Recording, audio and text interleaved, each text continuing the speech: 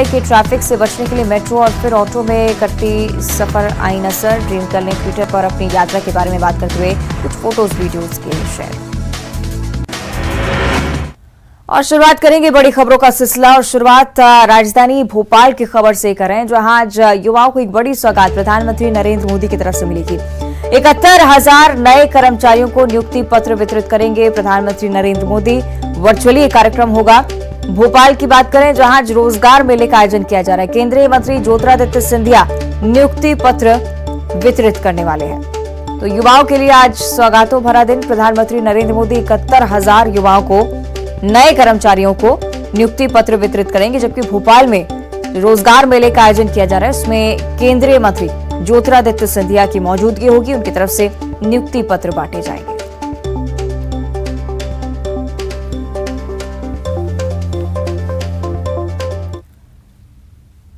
उधर छत्तीसगढ़ कांग्रेस के लिए आज का दिन बेहद खास, क्योंकि प्रियंका गांधी आज बस्तर दौरे पर आ रही हैं। आज बस्तर दौरे पर प्रियंका गांधी, जिनको लेकर तमाम तैयारियां पहले से ही पूरी की जा चुकी हैं, सुनिश्चित लगातार कर रही थी कांग्रेस भरोसा सम्मेलन, जिसका आयोजन छत्तीसगढ़ कांग्रेस की तरफ से, जिसमें शिरकत करेंगी प्रियंका गांधी। सीएम भूपेश बघेल भी उनके साथ लगातार मौजूद रहने वाले हैं। तो प्रियंका गांधी का बस्तर दौरा, जिसे लेकर लगातार तैयारियां चल रही थी। बस्तर सांसद दीपक बैच ने भी अपने स्तर पर तमाम तैयारियां की।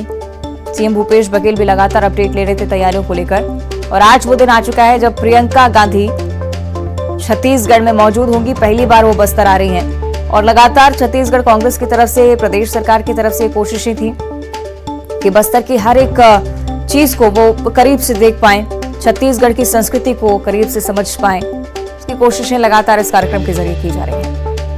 प्रियंका गांधी का बस्तर दौरा और भरोसा सम्मेलन, जिसका आयोजन कांग्रेस में आज किया जा रहा है। सीएम भूपेश बघेल की मौजूदगी लगातार रहेगी। प्रियंका गांधी के साथ पार्टी के वरिष्ठ नेता कार्यकर्ता आज बड़ी संख्या में यहां मौजूद रहेंगे और इंतजार उनके संबोधन का भी आज रहेगा, क्योंकि जब जब किसी केंद्रीय नेता का दौरा छत्तीसगढ़ में होता है, कई बड़ी बातें उनकी तरफ से कही जाती हैं। ज्यादा चर्चा इस पर हम करेंगे। सही कि ममता हमारे साथ लाइव जुड़ रहे हैं, उनका हम रुख कर लेते हैं। ममता, मुझे लगता है कार्यक्रम स्थल पर ही आप मौजूद हैं। किस तरह की तैयारियां एक बार दर्शकों को भी दिखा दीजिए, साथ ही साथ क्या कुछ सिलसिलेवार कार्यक्रम रहेगा, इस पर भी जानकारी। बिल्कुल, देखिए इस वक्त हम जगदलपुर के लालबाग मैदान में मौजूद हैं। मैं अपने कैमरा पर्सन से कहूंगी कि वो आपको दिखाए भरोसे का सम्मेलन यहाँ पर होने वाला है। और 1 बजे जो है वो मुख्यमंत्री भूपेश बघेल यहाँ पर पहुंचेंगे। प्रियंका गांधी इस कार्यक्रम में शामिल होंगी और पहली बार जो है वो बस्तर दौरे पर प्रियंका गांधी आएंगी। और जाहिर तौर पर अगर हम बात करें तो बस्तर को किसी भी जो चुनाव है यहाँ पर छत्तीसगढ़ में, उसको जो है वो जीत के दरवाजे के तौर पर देखा जा सकता है। और यही वजह है कि चाहे बीजेपी हो चाहे कांग्रेस हो, दोनों ही जो पार्टियां हैं उनका फोकस खासतौर पे बस्तर पे है। बस्तर के पास अभी तमाम जो सीटें हैं वही है, वो बस्तर की तमाम जो सीटें हैं वो कांग्रेस पार्टी के हिस्से में है। और आप यहां पर देख सकते हैं कि किस तरीके से ये पूरा मंच बनाया गया है। और इसके साथ ही जो राज्य सरकार की जो योजनाएं हैं उनका प्रदर्शन किया जाएगा।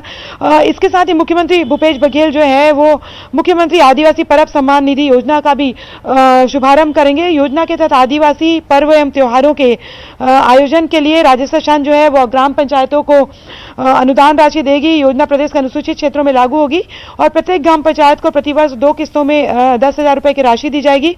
और मुख्यमंत्री बस्तर संभाग की 1,840 ग्राम पंचायतों को 5-5 हजार रुपए की अनुदान राशि जारी करेंगे। जो बस्तर के जो पारंपरिक पर्व हैं वो जो है वो बस्तर के जो लोग हैं उनके लिए काफ़ी मायने रखते हैं, उसके अपने सांस्कृतिक महत्व हैं। दूसरी बात अगर हम बात करें तो प्रियंका गांधी यहाँ पर जो महिलाएं हैं उनको संबोधित करेंगी। महिलाओं का जो सम्मेलन होगा उसको संबोधित करेंगी। और हर बार हमने देखा है कि प्रियंका गांधी जहाँ पर भी गई हैं वहाँ पर उन्होंने एक नया स्लोगन दिया है। खासतौर पर अगर हम बात करें तो चुनावी स्लोगन जो है वो उनके काफ़ी चर्चित रहे हैं। लड़की हूँ, लड़ सकती हूँ, ऐसे जो स्लोगन है। आने वाले समय में करीबन 6 महीने बाद छत्तीसगढ़ में विधानसभा चुनाव होने वाले हैं और ज़्यादातर पर प्रियंका गांधी जब यहाँ पर आएंगी तो महिला वोटर्स हैं उनको एक साधने की कोशिश के तौर पे भी हम अगर बात करें तो कांग्रेस की तरफ से है। और ये वजह है कि यूथ फेस है। और जो उदयपुर के चिंतन शिविर में खासतौर पर अगर हम बात करें तो जिस तरह का चिंतन हुआ था कि किस तरह से जो है ज़्यादा से ज़्यादा जो है वो युवाओं को पार्टी की तरफ से आकर्षित किया जाए और भी ज़्यादा पार्टी जो है वो युवा नजर आए। तो पूरा फोकस इस तरह से महिलाओं पे फोकस किया जाए कि केंद्र सरकार की ऐसी कौन सी योजना है जो फेलियर है, महंगाई, बेरोजगारी, ये तमाम ऐसे मसले हैं जिनको लेकर खासतौर पर महिलाओं तक सीधी बात पहुंचाई जा सकती है कि इस मसले पर जो है वो केंद्र सरकार जो है वो कांग्रेस का कहना है कि फेल नजर आ रही है और लगातार जो महंगाई बढ़ रही है उसके चलते लोगों की मुश्किल हो गई। खासतौर पर आम गृहिणी जो है उनको अपना किचन का बजट वो एडजस्ट करने में काफी मुश्किल होती है। तो तमाम ये चीजें हैं, उस पर बात करेंगे वो। और बिल्कुल ठीक आप कह रही हैं ममता, किस तरह से चुनावी साल में उनका ये दौरा बहुत खास हो जाता है क्योंकि महिलाओं के साथ संवाद के लिए हमेशा से वो जानी जाती रही हैं। लेकिन ममता ये भी जानना चाहेंगे कि क्या सिर्फ यही कार्यक्रम जिसमें कार्यकर्ताओं को, लोगों को संबोधित करते हुए नजर आएंगी या फिर कांग्रेस के तमाम नेताओं के साथ बैठक भी हो सकती है? सिलसिलेवार मिनट टू मिनट कार्यक्रम क्या साझा किया गया है अभी तक? बिल्कुल, देखिए अभी अगर हम बात करें तो मुख्य जो कार्यक्रम है खासतौर पे तो ये महिलाओं का जो सम्मेलन है और ये जो भरोसे का जो सम्मेलन है वो खासतौर पे यहाँ पर यहाँ पर जो है वो इम्पोर्टेंट है। और सबसे बड़ी बात ये है कि इसको लेकर आप देखेंगे कि किस तरह की पूरी तैयारियां जो है वो की गई है। और प्रियंका गांधी के इस कार्यक्रम को अगर बात करें तो खासतौर पे उसी कड़ी में देखा जा रहा है कि चुनावी जो तैयारी है वो किस तरीके से और की जा सकती है। और मेन जो मुख्य कार्यक्रम है प्रियंका गांधी का वो यही है कि वो यहाँ पर आएंगी और लाल बाग मैदान में महिलाओं को संबोधित करेंगी। मीटिंग्स को लेकर अगर हम बात करें तो वो जो यहाँ पर जो बातचीत होगी उसी के तौर पे देखा जा सकता है क्योंकि मुख्यमंत्री भूपेश बघेल खुद जो दिल्ली में है और वो 1 बजे कह सकते हैं कि भरोसे का सम्मेलन यही छत्तीसगढ़ कांग्रेस का आज का खास कार्यक्रम। इंतजार तस्वीरों का भी रहेगा। शुक्रिया आपका फिलहाल जानकारी के लिए। और उधर प्रियंका गांधी के बस्तर दौरे को लेकर प्रदेश की सियासत भी गर्मा गई है। राज्यसभा सांसद सरोज पांडे ने प्रियंका गांधी से सवाल पूछे हैं। उन्होंने कहा है कि कांग्रेस उम्मीदवार रही दलित लड़की अर्चना गौतम की लड़ाई वो क्यों नहीं लड़ रही है। अर्चना गौतम ने प्रियंका गांधी के सचिव संदीप कुमार पर एफआईआर दर्ज कराई है। लड़की हूं, लड़ सकती हूं, ये नारा उत्तर प्रदेश के चुनाव के समय पर प्रियंका वाड्रा जी ने दिया हुआ था। मैं प्रियंका वाड्रा जी से यह पूछना चाहती हूं कि कांग्रेस महाधिवेशन के समय आपके सचिव पर आपकी ही पार्टी की नेत्री ने अर्चना गौतम ने जो आरोप लगाए, आप उस पर क्या कहेंगी? क्या आप उसके साथ न्याय करेंगी या आप अपने आप को आपकी नेत्री पर भरोसा नहीं है? तो छत्तीसगढ़ में इसी साल विधानसभा चुनाव होने हैं और बस्तर को छत्तीसगढ़ की सत्ता की चाबी कहा जाता है। बस्तर पर अभी कांग्रेस का कब्जा है और बस्तर की सभी 12 सीटों पर कांग्रेस के विधायक काबिज हैं। लेकिन इस साल होने वाले विधानसभा चुनाव में भी कांग्रेस बस्तर में अपना दबदबा बरकरार रखना चाहती है और इसलिए पार्टी ने यहां पर प्रियंका गांधी को आज इन्वाइट किया, कार्यक्रम में खास तौर पर बुलाया है। जानकार भी मानते हैं कि बस्तर के आदिवासियों में गांधी परिवार को लेकर एक अलग तरह का लगाव है। पार्टी को इसका फायदा चुनाव में हो सकता है। परिवार का बस्तर में आना जाना और बस्तर के माध्यम से ये संदेश देना पूरे देश को कि कांग्रेस आदिवासियों की हितैषी है। कोई कहे कि गांधी परिवार के लोगों की यहाँ आने का क्या बस्तर को लाभ मिला, तो मेरी याददाश्त में 2 बड़ी बातें थी जो इंदिरा गांधी के समय हुई थी। इंदिरा गांधी अपने किसी कार्यक्रम में भाग लेने कोरापुट जाना था उनको, तो यहाँ कुछ समय के लिए उनका विमान ठहरा था। तो यहाँ की बस्तर प्रकृति बचाओ समिति के जो सदस्य थे उन लोगों ने इंदिरा गांधी के लिए हमें दिया। हवाई पट्टी में उनकी बात हुई थी, कोई आम सभा वगैरह नहीं हुई। उसमें उन्होंने जो समस्याएं सुनी उनका निदान भी किया। उसमें जैसे सबसे था कि भाई ये जो साल वनों का द्वीप काट के हम पाइन रोपण करेंगे तो उस पर उन्होंने पर्यावरण के नज़रिए से रोक लगा दी। और इसी मंच से 2023 के चुनाव की शंखनाद भी की जाएगी। इस पूरे कार्यक्रम की सुरक्षा की बात करें तो लगभग 1000 जवानों को तैनात किया जाएगा। किसी प्रकार की अप्रिय घटना ना घट सके, इसके लिए अंदरूनी इलाकों में सर्चिंग लगातार जारी है। बात करें तो पूरे कार्यक्रम को लेकर कांग्रेस पार्टी ने तैयारी तो शुरू कर दी है, वहीं बीजेपी भी कोई कसर छोड़ नहीं रही है। 13 अप्रैल को पूर्व मुख्यमंत्री डॉक्टर रमन सिंह भी शहर में मौजूद रहेंगे। कि भारतीय जनता पार्टी आपकी सेवा में लगी हुई है और ये प्रियंका आए, चाहे राहुल आए, चाहे कोई भी आ जाए, और भूपेश बघेल जी को इस बार याद दिलाना पड़ेगा कि भारतीय जनता पार्टी की कार्यकर्ता क्या हैं और भारतीय जनता पार्टी किस तरीके से काम करेगी। विजयी हार जीत तो लगा रहेगा, मगर ये जरूरी है कि हम जनता की मांगे उठाते रहेंगे और उनके जो 36 वादे जो उन्होंने नहीं कर पाए उसको मुखर होकर के हमारी भारतीय जनता पार्टी के समस्त कार्यकर्तागण मिल करके, और मैं भी एक कार्यकर्ता होने के नाते मैं भी उठाते रहूँगा। 6 महीने के बाद जो 2023 में लास्ट चुनाव होगा तो हम 12 के 12 सीट फिर जीत के आएंगे, बल्कि कोई डैमेज नहीं, बल्कि मैं समझता हूं कि प्रियंका गांधी आने के बाद, इतने बड़े प्रोग्राम के होने के बाद, मैं समझता हूं बस्तर में भारतीय जनता पार्टी कुछ डैमेज हो गया है। और मैं तो शुरू से कहा हूं कि छत्तीसगढ़, बस्तर और छत्तीसगढ़ में भारतीय जनता पार्टी वेंटिलेटर में है और दिल्ली के नेता उनको ऑक्सीजन दे रहे हैं यहाँ पे, उससे काम यहाँ पे भारतीय जनता पार्टी नहीं चलेगा।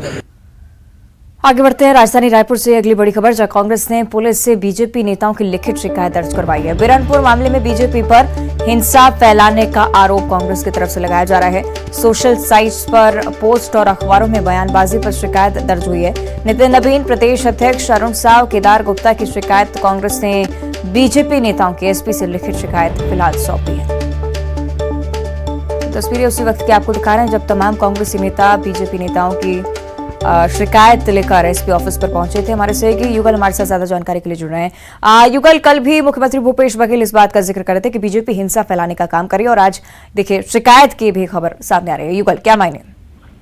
देखिए अवंतिका, बिरनपुर का मामला काफी संवेदनशील मामला है। बीते 4 से 5 दिनों के बीच बड़ी संख्या में यहाँ पर बल लगाया गया है। पुलिस और प्रशासन स्थिति को नॉर्मल करने का प्रयास कर रही है। सोशल मीडिया पर जो है इस तरह के पोस्ट करने वालों पर पुलिस कार्रवाई कर रही है। रायपुर में 27 लोगों के पोस्ट डिलीट कराए गए हैं, माफीनामा दे करके उन्हें छोड़ा गया है, और साजा में आईटी एक्ट के तहत एक युवक पर कार्रवाई भी हुई है। इस बीच कांग्रेस के जो नेता है एसएसपी के पास पहुंचे हैं और वहां पर उन लोगों ने 3 जो भाजपा के नेता है, छत्तीसगढ़ के सह प्रभारी नितिन नवीन और इसके अलावा प्रदेश अध्यक्ष अरुण साव जो सांसद भी हैं, और केदार गुप्ता बीजेपी नेता पर भड़काऊ भाषण देने, पेपर जो अखबारों में इस तरह के खबर प्रकाशित कराने के साथ साथ जो है सोशल साइट पर जो है भड़काऊ बयान देने, पोस्ट करने के आरोप लगाए हैं, और इसकी शिकायत है रायपुर पुलिस से की है और इस पे जांच की मांग की है।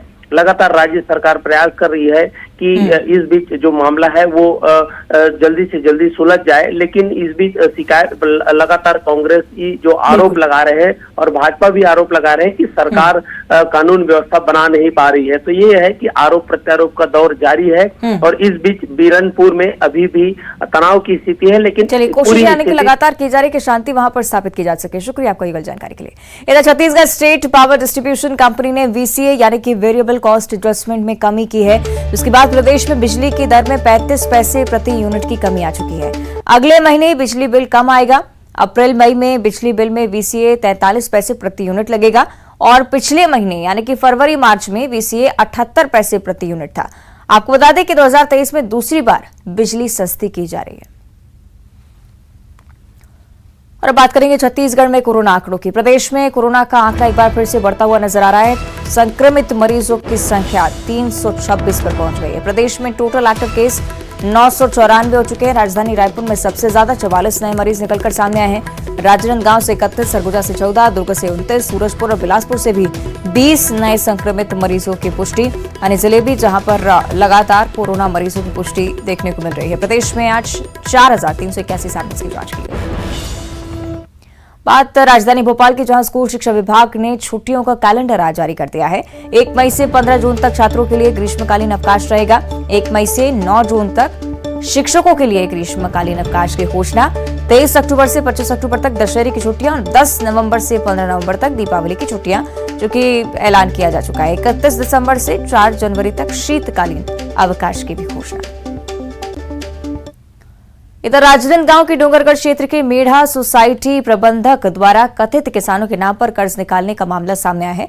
कर्ज के बोझ तले दबे किसान पुत्र ने 9 अप्रैल को आत्महत्या कर ली थी और इसके बाद राजनांदगांव सांसद संतोष पांडे आज 6 गांव के लोगों के साथ कलेक्टर कार्यालय पर पहुंचे। कलेक्टर को ज्ञापन सौंपकर मामले में कार्रवाई की बात की। जब मोर साला है जहर खाई, मोर पता चली इसमें हॉस्पिटल में रहे, फिर मतलब इलाज चला तब से मृत्यु तक में रहे। तो जब हो सही तो मैं पूछे थे काबर इसे कदम उठाए, काबर पिए है सही करके, तो बताई सो है कि मैं क्या करो भाटो, मैं कर्जा देखे परेशान हूँ, मोर बाप पढ़ा हवे है, ओला आनंद फान में फर्जी दस्तखत करा पूरी के सब पैसा निकाल ले है। ऐसे समिति प्रबंधक जो कुलदीप विश्वकर्मा, जिन्होंने गरीब किसानों के नाम से 1 लाख, 1.5 लाख, 2 लाख, 2.5 लाख, 3 लाख। जब कोई बीमार होता है और अस्पताल ले जाने की बारी आती है तो हम क्या करते हैं? हम एम्बुलेंस को कॉल करते हैं, लेकिन सोचिए अगर एम्बुलेंस आपके घर तक ना पहुंचे तो क्या कुछ व्यवस्था हो सकती है, किस तरह का हाल हो सकता है। कोरबा के पाली ब्लॉक के बारी उमराव गांव में एम्बुलेंस वाहन की कोई व्यवस्था नहीं थी, इसके बाद वहां के लोग ही एम्बुलेंस बन गए। तस्वीरों में आप देख रहे हैं किस तरह से जो लोग मरीजों को ले जाते हुए नजर आते हैं। कोरबा की 108 संजीवनी एक्सप्रेस एम्बुलेंस ये हैं और किसी के बीमार होने पर उन्हें अस्पताल छोड़ने तक की जिम्मेदारी उठाते हैं। उमराव गांव के एक ग्रामीण को सिर पर चोट लगी, जिसके बाद ग्रामीण बेहोश हो गया। मदद के लिए 108 संजीवनी एक्सप्रेस को कॉल किया गया। एम्बुलेंस तुरंत पहुंची और घायल को खाट के सहारे 1 किलोमीटर का पैदल सफर तय कर अस्पताल पहुंचाया गया। इधर रायपुर के धनसुली गांव के लोग दहशत के साए में जीने के लिए मजबूर हैं। दरअसल गांव में 107 क्रशर उद्योग चल रहा है। इसके चलते खदान संचालकों के द्वारा हेवी ब्लास्टिंग की जा रही है। ब्लास्टिंग की वजह से लोगों के घरों में दरारें आना शुरू हो गई हैं।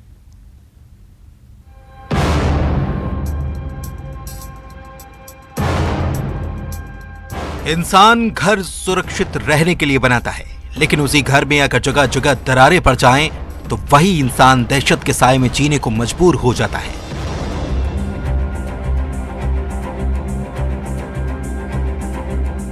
ऐसा ही हाल रायपुर के धनसुली गांव का है, जहां गांव के अधिकतर घरों में दरारें पड़ी हुई हैं।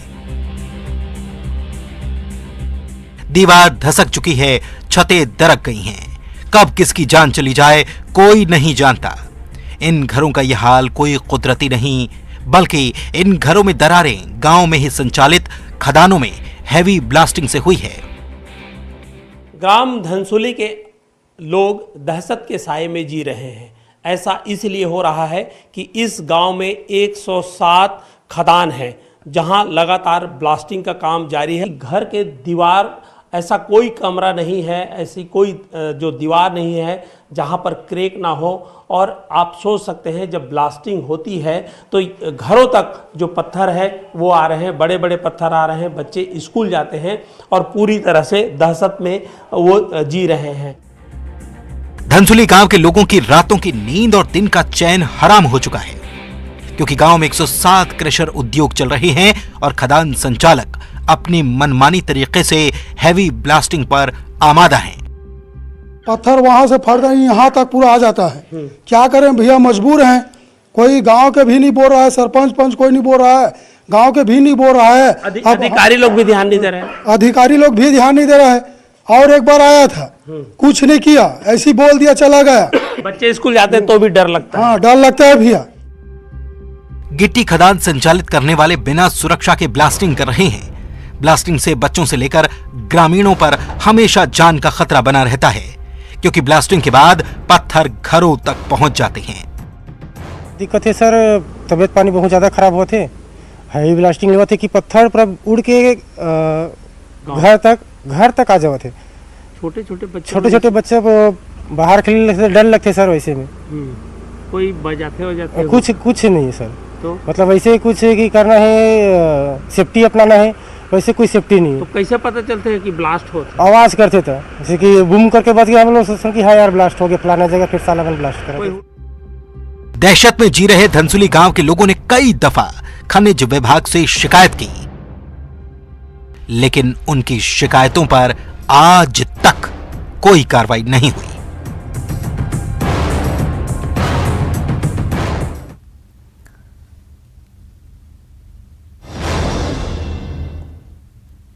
और बुलेटिन में इतना ही। नमस्कार।